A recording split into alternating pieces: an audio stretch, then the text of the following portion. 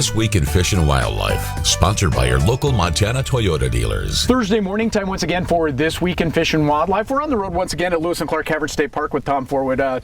Bat week last week going on out here at the Caverns, but let's talk about the bats that folks would see here at the Lewis and Clark Caverns.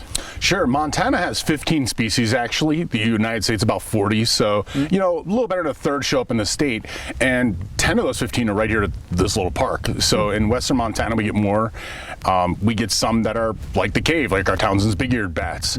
And we get others that live in like dead trees or old buildings, like little brown bats. And then there's some that like cliffs. And we have a bit of that around here as well. So you get like spotted bats will roost on big overhanging cliffs with shady areas. So we have a few different habitats here, and that gives us several different bat types. I think we've talked about it before. There's some misconceptions about bats in that. I think people are, they get stuck in your hair, you're going to get rabies from them and all of those kind of things. Those are pretty big fallacies as well. Yeah, there's a lot of misconceptions about a lot of our wildlife, and there's certain things, especially night critters, get those like, humans, that's not our best time. We don't have senses adapted to the dark. So things that live there tend to have the most myths and the most misconceptions, and bats really fall in line with that. So since they do so well in that, we are naturally a little freaked out by it because they're comfortable in an environment we're not. It's kind of like fish and sharks and stuff get the same thing, as the water's not our realm either. And, they don't get stuck in your hair.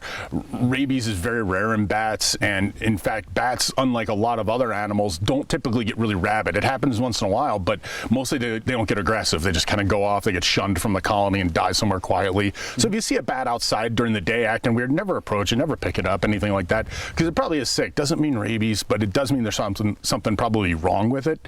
And we just make a lot of assumptions it's worst case scenario, and it not really rarely is.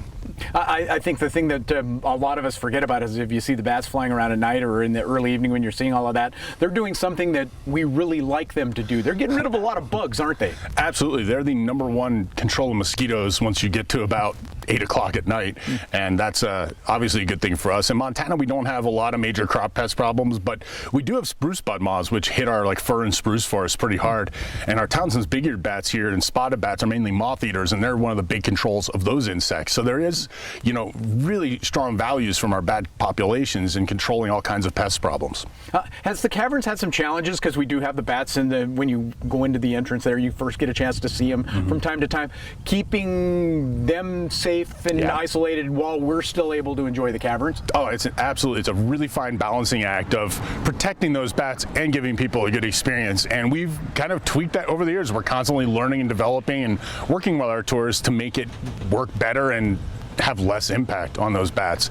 These days we basically just walk through where the bats are and don't even stop there for the most part until we get past into August, where the babies are all fledged.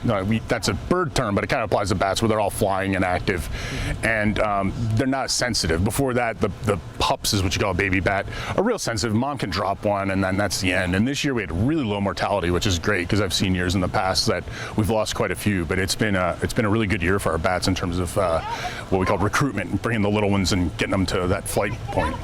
So in all the years you've been here at Lewis and Clark Caverns, nobody's turned into a vampire because of one of the bats? Not yet. We have some guides that spend enough time in the cave that I wonder once in a while, but no, there's, bats don't turn into creepy old gothic dudes or anything like that. That's perfect. Again, Tom Forwood joining us this morning. We're at Lewis and Clark Caverns State Park, talking about the residents here in the cave.